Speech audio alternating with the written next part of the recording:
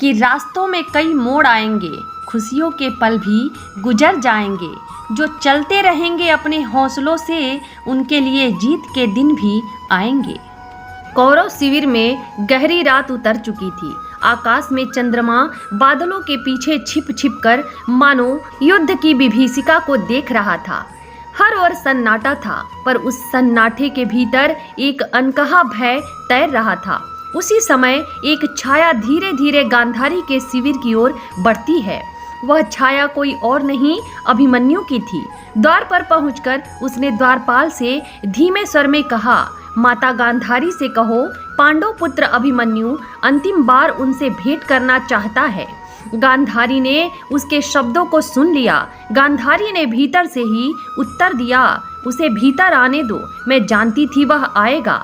अभिमन्यु भीतर प्रवेश करता है। गांधारी ध्यान मग्न बैठी है, उनकी आंखों पर बंधी पट्टी, पीछे भी जैसे सब कुछ स्पष्ट दिखाई दे रहा हो। अभिमन्यु ने प्रणाम किया, माता मैं जानता हूँ कि मैं शत्रु पक्ष से हूँ, परंतु आज मैं केवल एक पुत्र की तरह आपके सामने आया हूँ।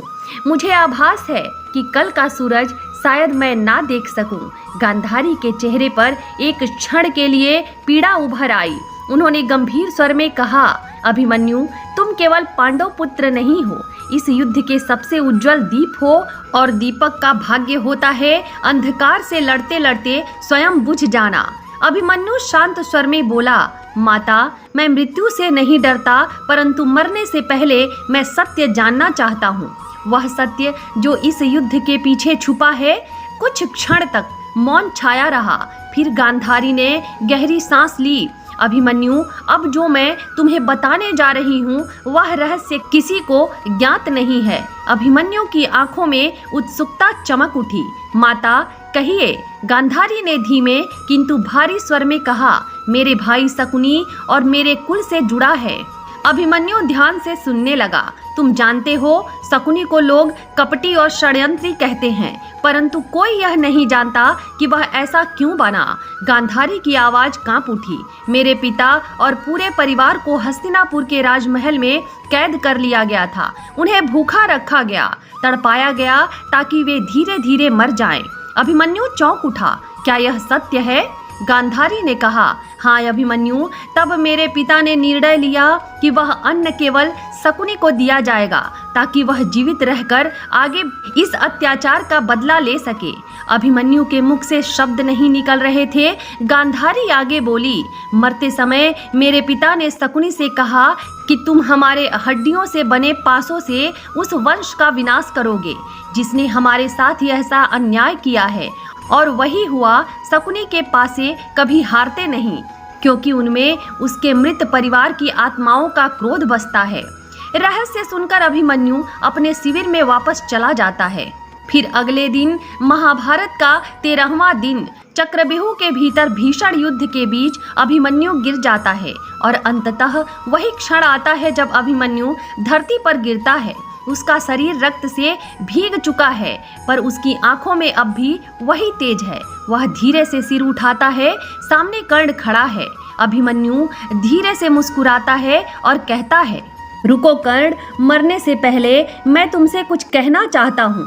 कर्ण का हाथ थम जाता है। उसकी आंखों में करुणा झलकती है। उस क्षण जैसे युद्ध थम गया। तीरों की आवाजें धीमी पड़ गईं और केवल 2 योद्धा रह गए, एक 16 वर्ष का वीर और एक सूर्यपुत्र।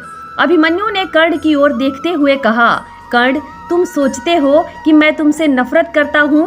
कर्ण चौंकता है। नहीं बालक, पर तुम यह क्यों कह रहे हो? अभिमन्यु हल्का मुस्कुराता है। नहीं, मैं जानता हूँ तुम मेरे पिता अर्जुन के समान तेजस्वी हो, पर तुम्हें एक बात जाननी होगी, तुम और मेरे पिता एक ही सूर्य की 2 किरणें हो। बस फर्क इतना है कि एक किरण को समाज ने अपनाया और दूसरी को ठुकरा दिया। कर्ण की आवाज कांप उठी। क्या कहना चाहते हो तुम? अभिमन्यु ने शांत स्वर में कहा, मैंने माँ कुंती से सुना है कि उनका पहला पुत्र भी अर्जुन जितना महान है, पर उसने अपने धर्म को दूसरों की छाया में खो दिया। कर्ण वो पुत्र तुम हो। कर्ण स्तब्ध रह गया। उसका चेहरा पीला पड़ जाता है, हाथ कांपने लगते हैं। क्या तुम यह सब जानते हो? अभिमन्यु, हाँ कर्ण, तुम मेरे पिता के बड़े भाई हो और मैं तुम्हारा भतीजा। कुछ क्षण के लिए कर्ण के पास कोई शब्द नहीं बचते। अभिमन्यु आगे कहता है, इसलिए मैं तुमसे घृणा नहीं कर सकता, पर मैं तुमसे एक बात कहना चाहता हूँ। कर्ण धीरे से बोला, कहो बालक। अभिमन्यु बोला, तुम जानते हो कि धर्म किस ओर है, फिर भी तुम अधर्म के साथ खड़े हो। यह युद्ध केवल वचनों का नहीं, सत्य का है। कर्ण की आंखों में आंसू आ जाते हैं, पर मैं दुर्योधन का ऋणी हूँ, मैं उसे छोड़ नहीं सकता। अभिमन्यु मुस्कुराता है, तो कम से कम इतना करो कर्ण कि जब तुम अर्जुन से मिलो तो उसे मेरा प्रणाम बता देना। कर्ण, और क्या कहूँ उनसे? अभिमन्यु बोला, धीरे से कहना तुम्हारा पुत्र अंत तक डटा रहा, और यह भी कहना कि उसने अपने काका को अंतिम समय में सत्य दिखाया। कर्ण की आंखों से आंसू बहने लगे।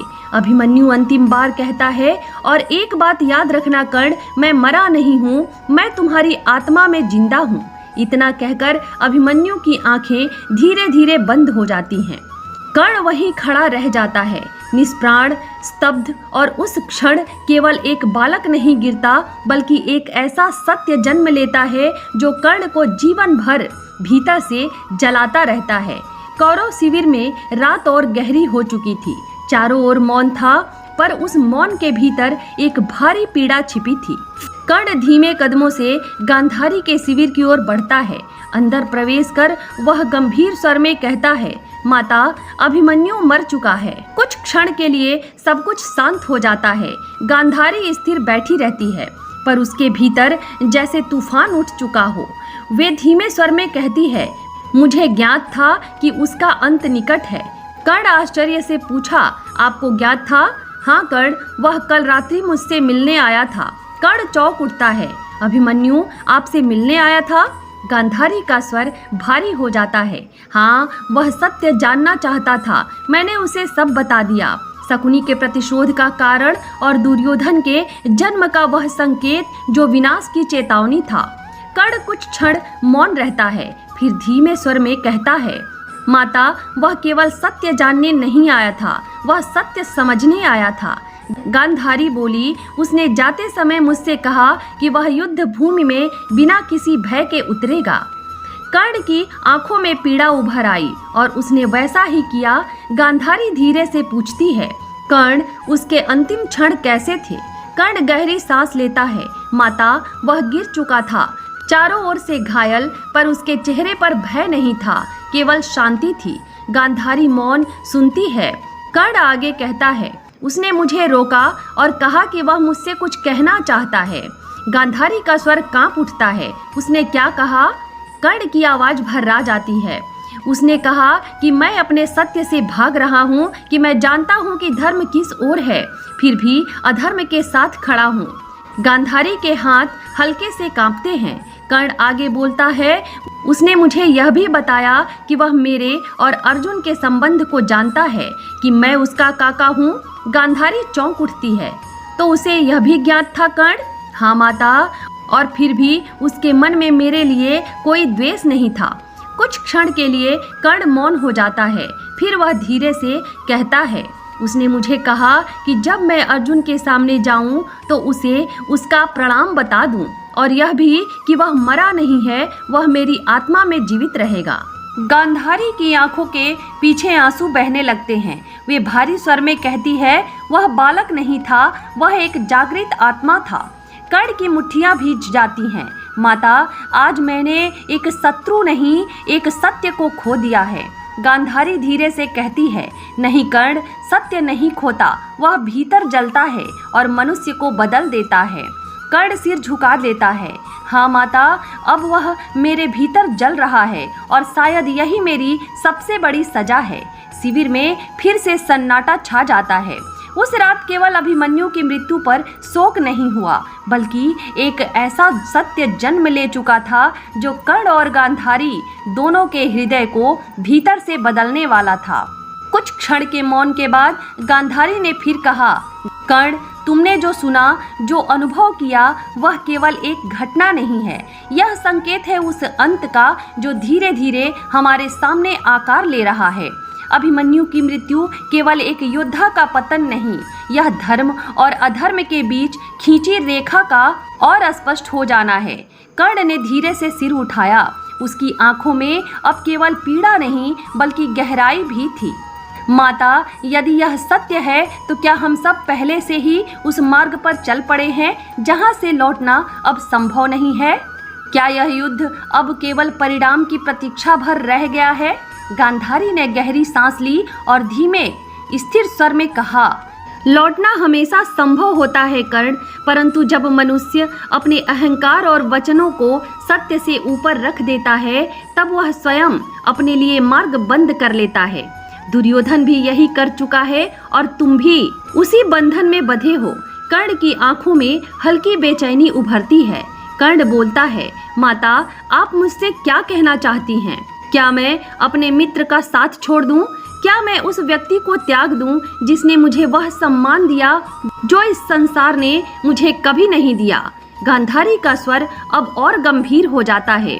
गांधारी बोली, मैं तुमसे त्याग नहीं, सत्य का सामना करने को कह रही हूँ। कर्ण, तुम्हारा जीवन केवल दुर्योधन का उपकार का उत्तर देने के लिए नहीं है। तुम्हारा जन्म एक बड़े उद्देश्य के लिए हुआ है और आज वही उद्देश्य तुम्हें पुकार रहा है।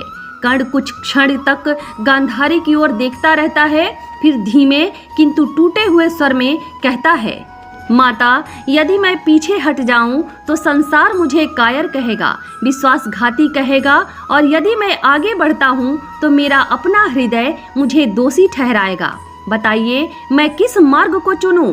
गांधारी ने शांत स्वर में उत्तर दिया, संसार क्या कहेगा यह मत सोचो कर्ण, यह सोचो कि तुम्हारा अंतर्मन तुम्हारे बारे में क्या कहेगा, क्योंकि अंत में मनुष्य अपने ही निर्णयों के साथ अकेला रह जाता है। कर्ण की मुट्ठियां धीरे धीरे ढीली पड़ जाती हैं।